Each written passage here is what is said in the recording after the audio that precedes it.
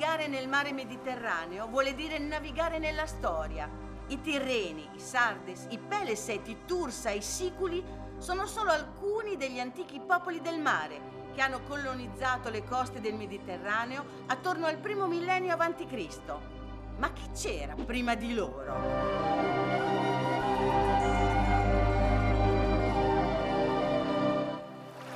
C'è stato un tempo in cui un popolo di navigatori e costruttori di mura ciclopiche ha lasciato testimonianze incredibili.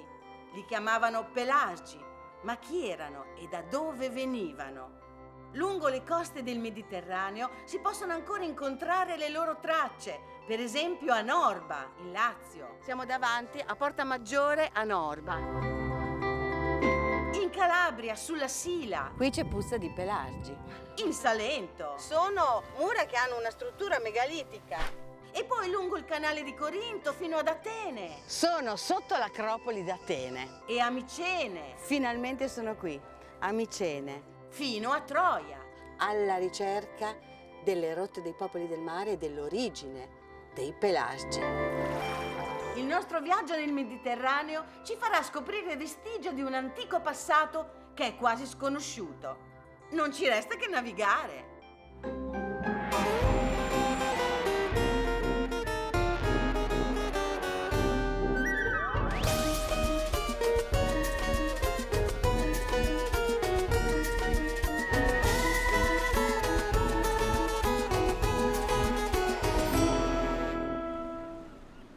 Abbiamo navigato verso Atene, siamo arrivati qui, di fronte al Pireo. Abbiamo già visto l'Acropoli e ci siamo resi conto di quanta storia c'è qui. Sì, ma quello che non raccontano i sussidiari è che sotto il Partenone, come abbiamo visto, ci sono delle mura megalitiche, delle mura poligonali. E poi bisogna anche rendersi conto di quanto in fondo questa civiltà ha attinto a una cultura che sembra veramente millenaria e antichissima. Quante cose si scoprono sulle rotte dei popoli del mare!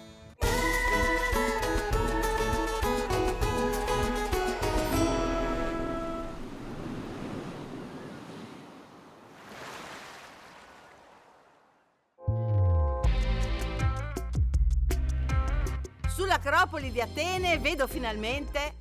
Siamo davanti alle Cariatidi, finalmente. Eccole, è da quando facevo il classico che volevo vedere le Cariatidi, che vengono appunto dalla moda delle donne di Caries, un paese vicino a Sparta, di portare appunto il cesto sulla testa. 3 hanno la gamba destra in avanti e le altre la sinistra, perché la simmetria non è perfetta. Anche i greci, che sono il massimo del classico, avevano capito che la natura non è simmetrica e avevano fatto anche il Partenone non simmetrico. Le colonne del Partenone non sono simmetriche, anche fatte in modo da appunto dare questa spinta verso il cielo. A 2000 metri si incontrerebbero queste colonne e appunto costruito, sappiamo, sul numero aureo, quindi su un numero preciso che è il numero sul quale assieme ai numeri di Fibonacci si forma la spirale sacra.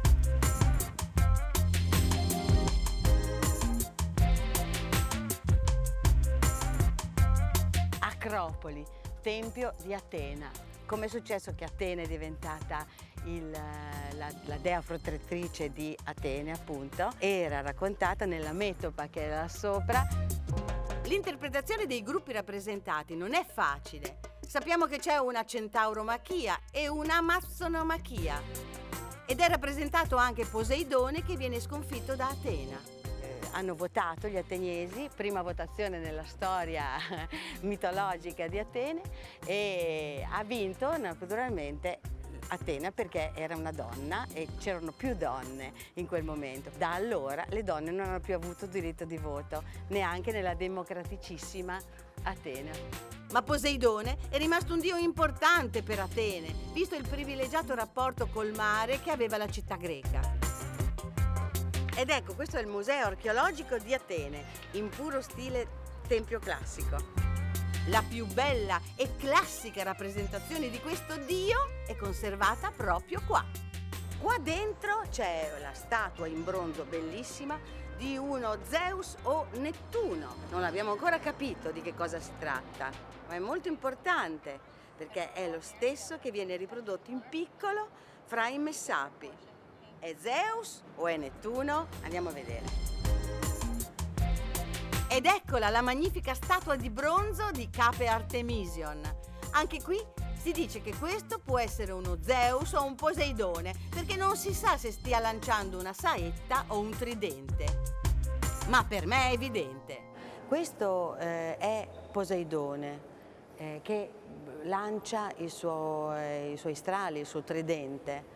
O forse questo passaggio tra Poseidone e Zeus avviene in epoca classica, quando gli dei antichi di cui fanno parte le dee, i ciclopi, le erinni e lo stesso Poseidone, padre dei ciclopi, vengono sostituiti dagli dei dell'Olimpo, in cui impera Zeus. Questo è simile a quello che ho visto in Puglia, nel Salento, fra i Messapi. Allora non era Zeus, era Poseidone. Ma è l'eleganza del piede. La cosa sorprendente è come è appoggiato, l'equilibrio che ha, che è un equilibrio vero di un uomo in movimento, ma è magnifico. Che bellezza e che di dietro. Questa presenza arcaica di dee, che vengono poi sostituite dagli dei più patriarcali, la troviamo testimoniata nell'arte cicladica, che si può ammirare qui al museo nelle sale dedicate alle isole Cicladi, appunto. 5000 a.C., una donna in Tessaglia, una donna che allatta il bambino, una dea che è Iside, che è la Madonna, c'è già. Queste sono stupende, guarda. E poi tutte queste altre figure meravigliose. Ultimamente è stata trovata anche questa bellissima statua in marmo che per la sua forma essenziale sembra un'opera moderna. Le braccia sono nella stessa posizione dei tiki di Tiwanaku. È in punta di piedi, potrebbe anche rappresentare la dea rigida della morte, insomma. Così come questo magnifico arpista e suonatore di flauto. Anzi, è sicuro che l'arte moderna abbia copiato lo stile di questa arte cicladica. Nel museo ci sono reperti importantissimi che, come nel caso dello Zeus Poseidone, non sempre hanno la spiegazione adeguata. Una delle più grandi cantonate in fatto di attribuzioni e datazioni l'ha presa Schliemann scavando a Micene. Schliemann trova la maschera d'Agamennone. Non è Agamennone, è un guerriero di 300 anni prima. Guarda gli orecchini. Meraviglioso. Meravigliosi. Però il problema è dove prendevano l'oro? L'oro lo prendevano in Egitto, ma gli egiziani dove lo prendevano? Le ambre che vengono dal Baltico. L'ambra per loro era molto preziosa, forse conoscevano le qualità dell'ambra. Le ambre avevano un valore spirituale altissimo anche per la loro provenienza. Non c'era nobildonna greca che non desiderasse avere spilloni fermati da una perla di ambra, come le donne del nord Europa. Anche il sentiero dell'ambra è da studiare per le sorprese che riserva. Ah, e poi qui c'è il famoso meccanismo di Antichitera. Lo chiamano il primo computer perché gli davi dei dati e chiedevi una domanda: dove sarà questa stella dopo, non so, 3 mesi? Questo che periodo sarebbe? Questo allora dovrebbe essere, dicono, tra l'80 e il 50 a.C. Fino adesso pensavano che questo derivava da Rodi, adesso ho sentito una nuova teoria. Stanno pensando che forse veniva dalla Sicilia, dalla scuola matematica di Archimede e andava non si sa dove. Quanti misteri! Ma i misteri che sono stati sempre conservati gelosamente sono proprio I misteri di Eleusi. Questo è il bassorilievo che rappresenterebbe un momento della cerimonia, che era una cerimonia segreta, il cui adepti non potevano rivelare nulla. Probabilmente la cerimonia era un'iniziazione e anche un collegamento con quello che era la storia di Demetra e Core, cioè della madre che perde la figlia perché la figlia viene presa dal dio degli inferi. E finalmente Core può tornare da Demetra e possono rincontrarsi, ma Core, Persefone, ha mangiato un fico là nell'Ade e visto che ha assaggiato un cibo dell'Ade non può che ritornarci. Ed ecco Ade che offre a Core un fico. Mai accettare niente dagli sconosciuti, è la prima cosa che dice la mamma. E comunque il mistero rimane perché in tutti questi secoli non è stato mai svelato da nessuno. Probabilmente tutto questo era legato a una cerimonia antichissima, legata appunto alla dea.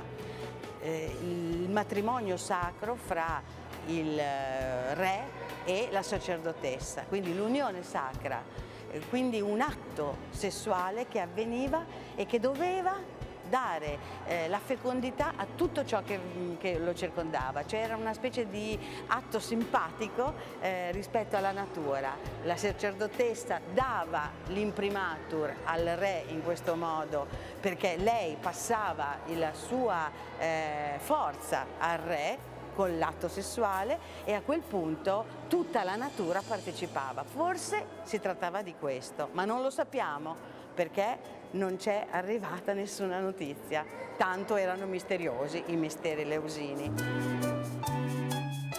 Ma sei ancora al museo? Ma dai che siamo pronti a partire! Ah, sono qui che guardo la bocca di questa statua che sembra quella di Marco, l'amico che è in barca con noi, l'Etrusco. L'avevo detto, quella è la bocca dell'Etrusco. Un sorriso così.